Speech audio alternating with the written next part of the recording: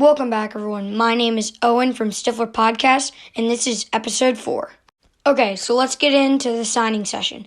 So Deebo Samuel signed a 3-year, $73.5 million deal with $58 million of that guaranteed.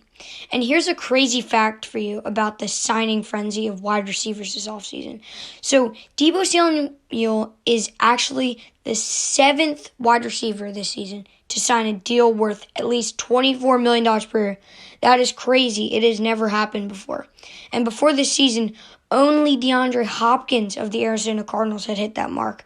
So that means that years prior, there's only been one player with over $24 million, but this year there's 7. That's insane.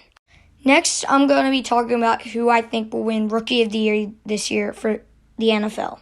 So I think it's going to be Aiden Hutchinson. He is seriously a true talent, and he has proved himself. He is the most proven person in the entire draft. He is a great player, and he never gives up. That's what I like about him. He never gives up on the play, and he's a very hard worker. And my runner-up for this award is Kayvon Thibodeau. He is a beast. The only thing about him is he might not have the best work ethic ever, but if he comes at you with a full head of steam, you're done. Now we're going to be going over the MLB trade deadline. Okay, so I'm going to be going over 3 trades, but there have been many, so it would take forever for me to talk about every single one of them, so I'm only going to get to 3. So Trey Mancini to the Astros. So I think this is a great move for the Astros, but not a great move for the Orioles, because the Orioles were in playoff contention, and then you give away one of your best players when you're so close to making the playoffs, and I really think it just wasn't smart. Unless the Orioles just decided in the middle of the season, hey, we're just gonna stop being good and just to build up our farm system after we've already done building up our farm system for so many years now. Like, how many first-round picks have they gotten in the past, 3-4 years? It's crazy. Okay, so next is we're going to talk about the Josh Hader trade. So Josh Hader went to the Padres. It's indicating that the Padres are going for it all this year, and another deal is going to affect that too later in the video. But Josh Hader is a great pitcher. He throws gas. He can save you a game if you need. He hasn't had the greatest year, but he's still a really good pitcher, and it's going to help their bullpen. Okay, so the last trade we're going to talk about, and the biggest, is Juan Soto and Josh Bell to the Padres. They gave up a haul of 6 players, including the 6th pick in this year's draft, and another 8th in the 2020 draft. So they gave up a ton, but they got 2 superstars in Juan Soto and Josh Bell. Juan Soto and Fernando Tatis, once he's healthy, is going to be an unstoppable duo. And Josh Bell is a great player. He's very underrated in my opinion.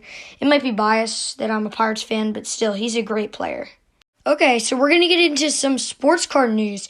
So, an Honus Wagner T206 SGC2 went for $7.5 million at a private auction. You know how much money that is? That's insane. But this is a crazy. Only between 50 and 60 copies ever exist. And the price for this card, the exact same card, went for $6.6 million a year ago. That shows you how much the sports card market has gone up. That's almost a $1 million difference in a year. That's crazy. Imagine if that happened every year. These cards would be worth $20 million. They still go for way crazy amounts. But still, knowing that somebody paid $7.5 million for a card is kind of crazy. I love sports cards, but $7.5 million, you could get a couple Jordan Fleer 86 rookies with that. It's definitely a history card that many people know about. It's basically the biggest card ever in the sports card market. And it's definitely, if you bought it, it'd definitely be a piece in history. Now I'm going to be going over my top 3 sleepers to win the Super Bowl this year. So number 1 is the San Francisco 49ers. So they have one of the best, and if not the best, teams around Trey Lance. And they have a great wide receiving core and a great O-line with Deebo Samuel, George Kittle. And their defense is very good and a little bit underrated in my opinion. So if Trey Lance can step it up and live up to all the hype and maybe have like a Pro Bowl type season, I think that they will definitely have one of the best contentions in the NFL for the Super Bowl. Okay, number 2 is the Indianapolis Colts. So they have a great quarterback upgrade in Matt Ryan. No offense to Carson Wentz, but he definitely was not as good as Matt Ryan. And they have Jonathan Taylor. He, in my opinion, is probably the best running back in the NFL right now. And their play action will be deadly with him. Deadly. And Matt Ryan is used to play action, so it's going to really help them. And they will have no problem making a run in the playoffs if their defense can just step it up. And they might need to find another option for Matt Ryan to throw to. Maybe somebody like Odell Beckham, but maybe that they might pick up somebody else. But even if they don't, they still got Michael Pittman Jr., who, in my opinion, is going to have a breakout season, and he's going to really do great for them. My last sleeper is the Oakland Raiders. So with Derek Carr, he's a very underrated quarterback, in my opinion, and they have, seriously, in my opinion, probably maybe the best receiving core with Devontae Adams, Darren Waller, and Hunter Renfrow. And they have a above-average running back in Josh Jacobs. In my opinion, the only thing holding them back is their division because they have the Chiefs, the Broncos, and the Chargers. So if they can make it out of that division, I think they'll have a great chance at making a run through the playoffs and getting to the Super Bowl. And another thing about them is maybe if their defense can do a little better. I'm not saying that their defense isn't that good, but still they could definitely work on some things. The last section of this podcast is I'm going to be talking about the U.S. men's national team for the World Cup in 2022 in Qatar. So many of you might be interested in this topic. I just like to throw it in there in this podcast because I love soccer. So their first game is going to be against Wales.